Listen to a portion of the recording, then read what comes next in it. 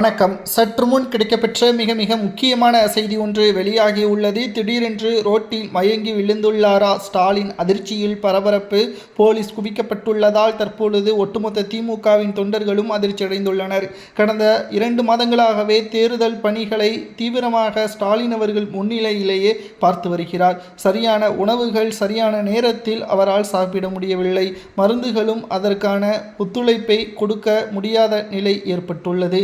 ஏனென்றால் திருச்சி, மதுரை, கோவை, திருநெல்வேலி என்று சுற்றுப்பயணம் தொடர்ச்சியாக ஸ்டாலின் அவர்கள் மேற்கொண்டு வருவதன் காரணமாகவும் தற்பொழுது சரியான உணவுகளையும் மருந்துகளையும் நேரத்திற்கு எடுத்துக்கொள்ளாத காரணத்தினால் தற்பொழுது திடீரென்று மயங்கி கீழே விழுந்துள்ளார். சரி, இவ்வளவு முயற்சிகளை ஸ்டாலின் அவர்கள் எதற்கு மேற்கொள்கிறார் தெரியுமா? தோல்வி பயம்தான்.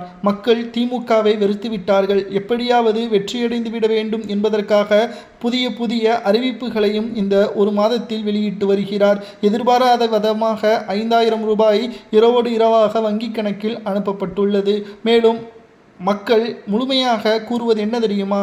5000 ரூபாயாக இருந்தாலும் சரி, 10,000 ரூபாயாக இருந்தாலும் சரி, பெற்றுக்கொள்வோம், எங்களது பணம்தான். ஆனால் வாக்கு என்பது நிச்சயமாக இந்த முறை சரியானவர்களுக்குத்தான் நாங்கள் போடுவோம் என்பதை பேட்டிகளின் மூலமாக நம்மால் பார்க்க முடிகிறது.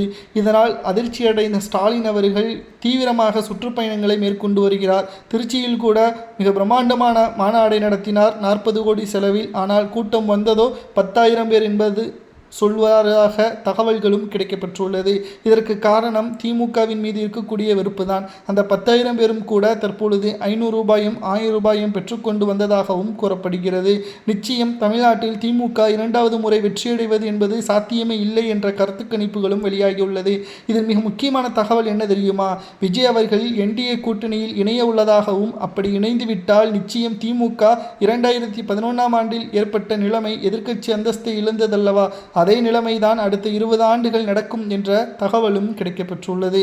இந்த செய்தியெல்லாம் கேட்டுத்தான் திடீரென்று ஸ்டாலின் மயங்கி விழுந்ததாகவும் கூறப்படுகிறது. நிச்சயமாக நாம் கூறுவது ஒன்றே ஒன்றுதான். திமுக நல்ல ஆட்சியை, நல்ல திட்டங்களை கொடுத்திருந்தால் நிச்சயம் சுற்றுப்பயணம் செல்லலாம் கூட மக்கள் திமுகவை ஆதரிப்பார்கள். நீங்கள் செய்தது எல்லாம் ஊழல். கோபாலபுர சொத்துக்களும் அமைச்சர்களது சொத்துக்களும் மட்டும்தான் உயர்ந்துள்ளது. பின்பு மக்கள் எப்படி உங்கள் மீது நம்பிக்கை வைப்பார்கள்? மயக்கம்தான் வரும், வெற்றி வராது. மேலும் திமுகவின் ஆட்சியின் பொழுது அமலாக்கத்துறை அதிகாரிகள் 20 அமைச்சர்கள் மீது குற்றம் சாட்டினார்கள். விசாரணையும் நடைபெற்றது. ஆனால் ஸ்டாலின் வேடிக்கை தானே பார்த்தார், நடவடிக்கை எங்கே எடுத்தார் என்ற கேள்விகளையும் மக்கள் கேட்க ஆரம்பித்து விட்டார்கள். தற்பொழுது மயங்கி விழுந்தது எந்த ஒரு பாதிப்பும் இல்லை, உணவுகள் உட்கொள்ளாத காரணம்தான் என்று மருத்துவர்கள் கூறியுள்ளனர்.